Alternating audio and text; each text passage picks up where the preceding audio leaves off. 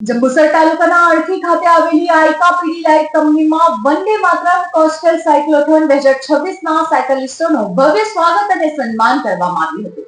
CISF દ્વારા આયોજિત આ સાયક્લોથોનમાં દરિયાકાંઠાની સુરક્ષા અને રાષ્ટ્રીય એકતાનું પ્રતીક છે। સુરક્ષિત કિનારા, સમૃદ્ધ ભારત અને સુરક્ષિત દરિયાકાંઠા સમુદાયને સશક્ત બનાવી જાગૃત કરવાના ધ્યેય સાથે આ સાયક્લોથોનનું આયોજન કરવામાં આવ્યું છે। વંદે માતરમ ગાનને 150 વર્ષ પૂર્ણ થતા હોવાથી સીઆઈએસએફ દ્વારા આ વિશેષ આયોજન કરવામાં આવ્યું છે। આ સાયકલ રેલીનો પ્રારંભ 28 જાન્યુઆરી 2026ના રોજ લખપત ભુજથી કેન્દ્રીય ગૃહ રાજ્યમંત્રી નિત્યાનંદ રાય દ્વારા કરવામાં આવ્યો હતો। આ રેલી 3500 કિલોમીટરથી વધુનો પ્રવાસ ખેડીને 22 ફેબ્રુઆરી 2026ના રોજ પૂર્વ પશ્ચિમ બંને ઝોન કોચમાં પહોંચશે। 65 સાયકલિસ્ટ, જેમાં 32 મહિલા સાયકલિસ્ટનો સમાવેશ થાય છે। તેઓ સીઆઈએસએફ આઈઓસીજીઆર વડોદરાના સિનિયર કમાન્ડન્ટ કે ભારદ્વાજના નેતૃત્વ હેઠળ જંબુસર તાલુકાના અણખી સ્થિત આઈકા પીડીલાઇટ કંપની ખાતે આવી પહોંચ્યા હતા। આ પ્રસંગે group incharge deputy commandant Sandeep Chakravarti અને cyclist incharge assistant commandant Praveen Kumar સહિત સીઆઈએસએફના અધિકારીઓ ઉપસ્થિત રહ્યા હતા। આઈકા પીડીલાઇટ કંપની દ્વારા સાયકલિસ્ટોનું પુષ્પગુચ્છથી ઉષ્માભર્યું સ્વાગત કરવામાં આવ્યું હતું અને અધિકારીઓનું સન્માન કરાયું હતું। કંપનીના યુનિટ હેડ ઋષિ શર્મા, એચઆર હેડ જયદેવસિંહ પરમાર અને સ્ટાફ મિત્રો પણ હાજર રહ્યા હતા।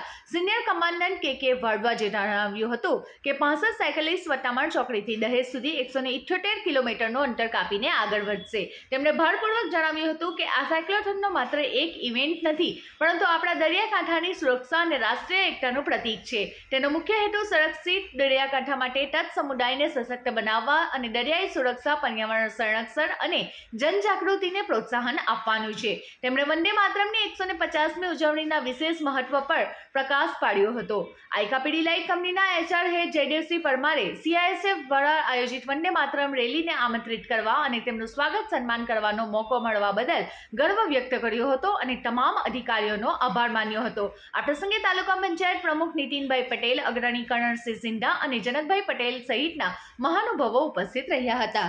મારું નામ Jaydevsinh Parmar, HR head ICA Pidilite અણખીમાં કંપની આવેલી છે અને આજરોજ અમે સીઆઈએસએફ વંદે માતરમ થીમ જે ઓલ ઓવર ઇન્ડિયામાં કોસ્ટલ એરિયાને કવર કરતું સાયક્લોથોન રેલી જે થઈ રહી છે એના ભાગરૂપે અમે આજે એ લોકોને અમે કંપનીમાં આમંત્રિત કર્યા હતા અને એમના માટે અમે સ્વાગત અને સન્માનનો કાર્યક્રમ રાખેલો હતો।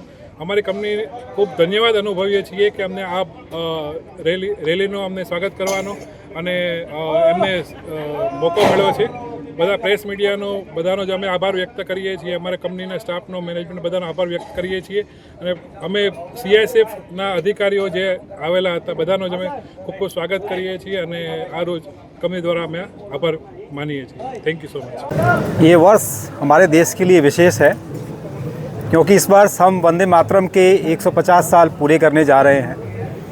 जिस प्रकार से हमारे देश के स्वतंत्रता संग्राम में हमारे राष्ट्रीय गीत ने सभी क्रांतिकारियों को एकजुट रखने में महत्वपूर्ण भूमिका अदा की थी, उसी भावना को लेकर के ये जो Vande Mataram coastal cyclothon 2026 CISF आयोजित कर रहा है, वही प्रेरणा है कि फिर से एक बार पूरे देश को एक किया जाए। दूसरा, जो कोस्टल एरियाज़ हैं, हम सभी जानते हैं कि भारत की तट रेखा लगभग 7,500 किलोमीटर की है और उसमें रहने वाला हर 5वां व्यक्ति आता है। पूरे देश की जो जनसंख्या है, अगर हम उसमें देखें तो जितने कोस्टल डिस्ट्रिक्ट्स हैं उसमें हर 5 में से एक व्यक्ति आपको देश का मिलेगा। आपने देखा होगा कि जब मुंबई अटैक हुआ था तो वहाँ जो अटैक करने वाले आतंकवादी थे वो सी कोस्ट के थ्रू ही हमारे देश में दाखिल हुए थे। ये आज की बहुत बड़ी ज़रूरत है कि जो हमारी कोस्ट लाइन है वो सुरक्षित रहे। इसीलिए इस साइक्लोथॉन का जो थीम रखा गया है वह है सुरक्षित तट, समृद्ध भारत। जिसका सीधा मतलब है कि अगर हमारे समुद्री सीमा, समुद्री तट सुरक्षित रहेंगे तो देश समृद्ध बनेगा और जितनी भी गलत एक्टिविटीज़ समुद्री किनारों के द्वारा हमारे देश में की जाती हैं उन पर रोक लगेगी। इसी उद्देश्य को लेकर के ये साइक्लोथॉन 28 जनवरी को दोनों जो हमारे तट हैं पूर्वी और पश्चिमी, वहाँ से आयोजित की गई है, प्रारंभ की गई है। इसमें सीआईएसएफ टीम के 130 बल सदस्य भाग ले रहे हैं, जिसमें आधी महिलाएं हैं, जो कि हमारे महिला सशक्तिकरण को प्रदर्शित करती हैं। ये 28 जनवरी को स्टार्ट होने के बाद 9 कोस्टल स्टेट से होती हुई 22 फरवरी को कोचीन में जाकर के समाप्त होगी। इस दौरान हमारे साइकिलिस्ट 52 विलेजेस में रुकेंगे और उन विलेजेस में जो समुद्र के किनारे रहने वाली कम्युनिटीज़ हैं उनके साथ में वार्ता करेंगे, उनको सुरक्षा के प्रति जागरूक करेंगे, उनकी समस्याएं हैं वो उनसे